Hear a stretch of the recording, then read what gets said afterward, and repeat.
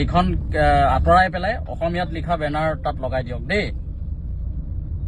24 ঘণ্টাৰ ভিতৰত লগাওক আৰু লগে লগে এখন এৰাই দিয়ক। এইটো GMCৰ নিয়মতো আপুনি অসমীয়া তাত লিখিব লাগে, গম পায় নাপায়?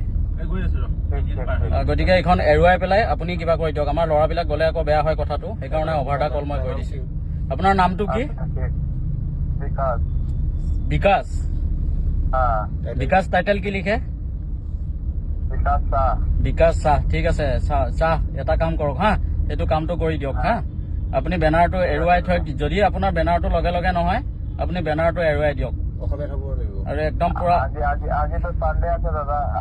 বেনাৰটো এৰুৱাই থৈ দিয়ক। তেতিয়াহ'লে বেয়া দেখিছে হা।